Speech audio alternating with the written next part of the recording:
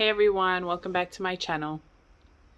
So today I want to talk about something that I think we all experience at some point in our lives, and something that maybe some of us experience a little more than others.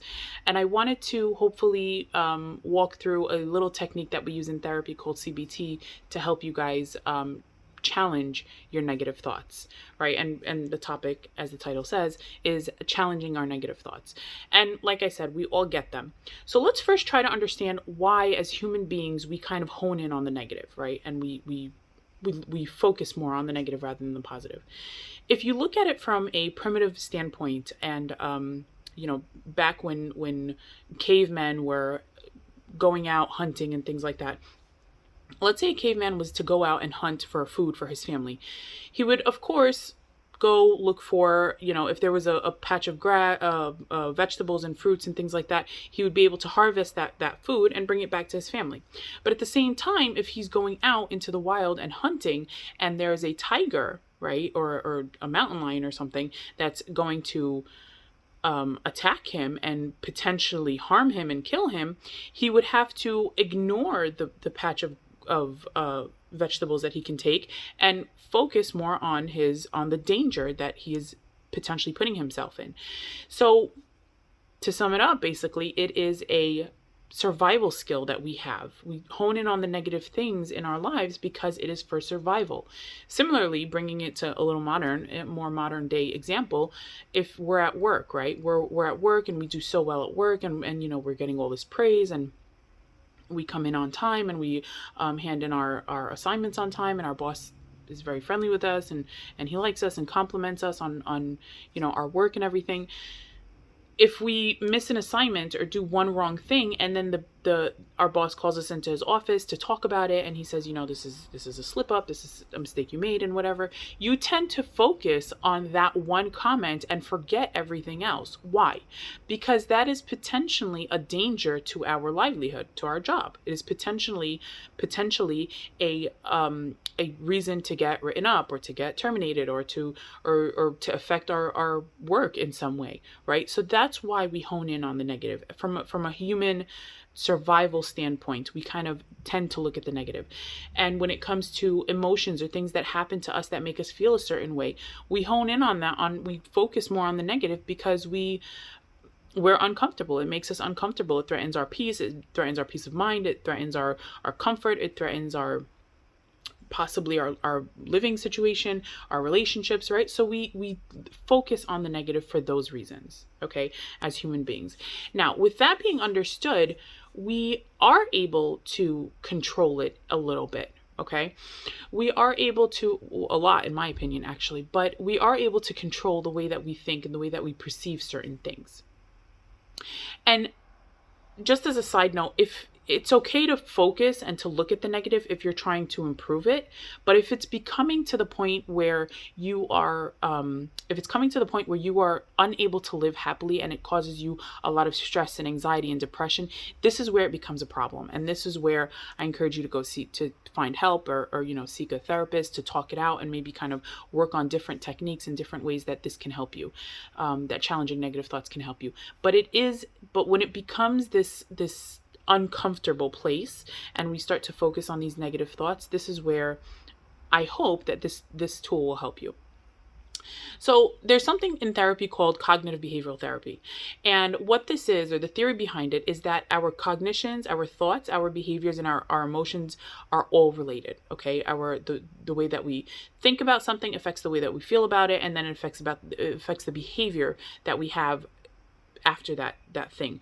Or our behavior affects our thoughts, and then it affects our feelings, or our feelings affects our behaviors, and then it affects our thoughts. And so it's just this cycle. It's a cycle that needs to be broken. And the way that we break this cycle, it's, of course, if it's maladaptive and something that is not helping us in our everyday life, we need to break the cycle. And the way that we break the cycle is that we take one of the things, either behavior or thought, and we change it. We challenge it, okay? It's hard to change the emotion because that just kind of comes up. And it comes up as a result of the behavior or the thought. So it's better to focus on either the thought or the behavior. And so today we're going to talk about the thought, changing the thought. Let's take an example of seeing a friend outside, right? We're outside shopping or, taking a walk or something, and a friend that we know or somebody that we're friendly with passes by us and doesn't say hello, right?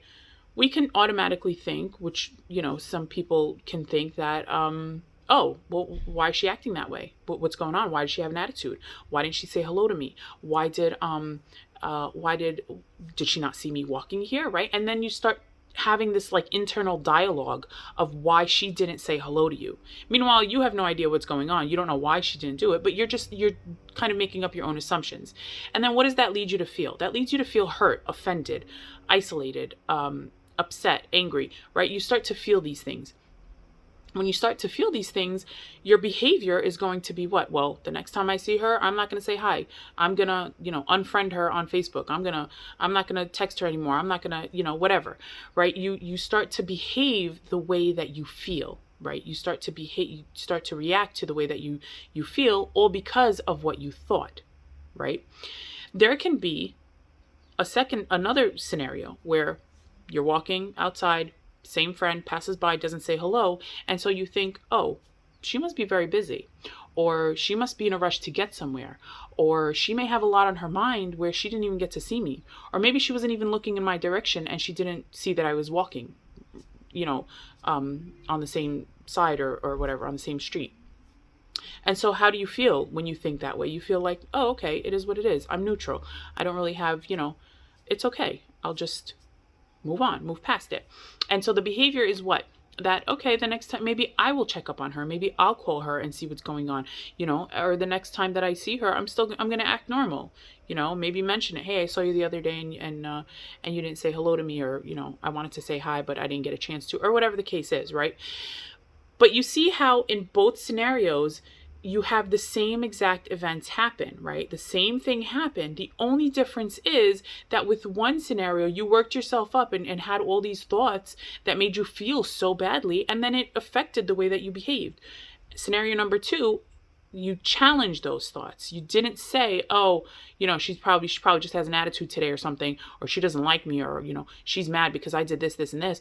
No, you said that it's okay. She probably had something on her mind, or maybe she didn't see me. You kind of gave her that excuse or that pass, if you will, instead of coming up with your own assumptions, right? Which led you to feel calmer and feel neutral about the situation. And then in effect, not ruin your friendship with this friend, right?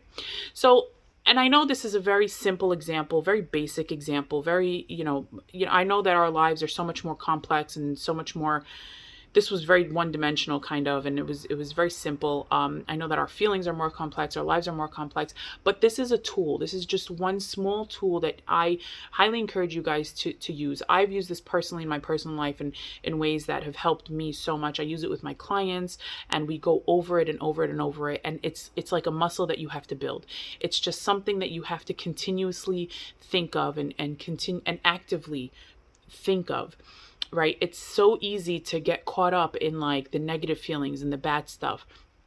And it becomes sometimes a challenge to challenge your thoughts, right? And so that's why the more we practice, the stronger that muscle gets, the more resilient we become when dealing with these things that make us uncomfortable. So I encourage you guys to try it out and try to challenge those thoughts. We get them it's going to happen. We live life, we journey through life, and this is just how it is. Bad things are going to happen that we don't like. Put a spin on it. Try to think positively about it. Try to challenge those thoughts. And when they come up, tell yourself, well, did she do anything to make me think this? Did she do anything to make me think that she has an attitude? Or did she do anything to make me feel like she's mad at me? She just passed by. There could be so many reasons why this happened. So we don't justify your negative thoughts, challenge them. Okay. And that's getting more into the depth of CBT and all the layers of it. This was just a very, very brief overview, and I hope it helped you guys. I hope you guys really take this into consideration and try it out and let me know how it is. Thank you so much for watching, guys, and I really appreciate all your support. If you have any questions or comments, or if you have any suggestions for future topics, please leave them in the comments below, and I will see you soon.